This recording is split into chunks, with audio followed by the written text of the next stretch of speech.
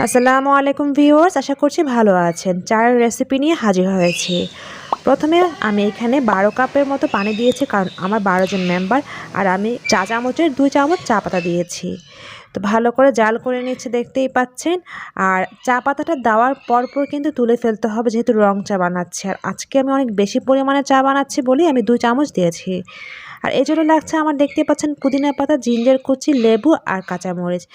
আমি আজকে কাঁচামরিচ দিয়ে চা বানাচ্ছি, তো এটাকে আমরা কাঁচামরিচের চাও বলতে পারি। খুবই টেস্টি হয়। যাদের মাথার প্রবলেম আছে, যারা মাথা ব্যথা আছে, যাদের কোনো খেতের অরুচি আছে, তারা কিন্তু এরকম চা বানিয়ে খেতে পারেন। এতে করে আপনাদের খুবই ভালো লাগবে।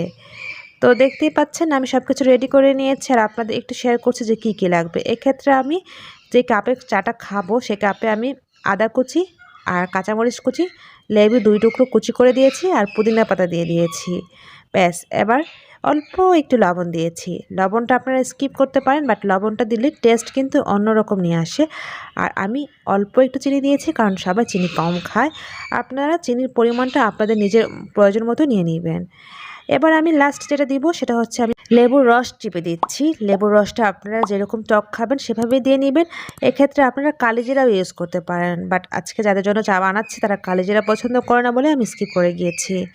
ব্যাস, আমি চাটা ছেঁকে নিয়েছি, আর দেখতেই পাচ্ছেন কতটাই সুন্দর কালার হয়েছে। আর এই কালার হওয়ার টিপসটা তো বলেই নিয়েছে যে চা পাতা দেওয়ার ঠিক 1 মিনিট পরই নামিয়ে ফেলতে হবে, কারণ রং চায়ের ক্ষেত্রে চা পাতা দেওয়ার পর বেশি জাল করলে সে চাটা কিন্তু তেতো হয়ে যায় বা অন্যরকম চলে আসে। আর যদি 1 মিনিট পর নামিয়ে নেওয়া হয়, দেখতেই পাচ্ছেন কালারটা কত সুন্দর হয়েছে।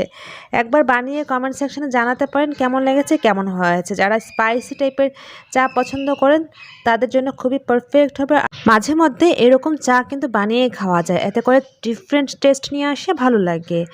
আপনারা অবশ্যই এটা বানিয়ে খেয়ে দেখবেন। যাদের গলায় একটু খুসখুসে ভাব আছে তাদের জন্য খুবই বেনিফিট হবে আজকে এই মরিচের চা অথবা লেবুর চা অথবা পুদিনা চা। তো আজ এখানে বিদায় নিতে হচ্ছে, আবার কথা হবে নেক্সট কোনো ভিডিওতে। আল্লাহ হাফিজ, আসসালামু আলাইকুম। Thank you so much for watching.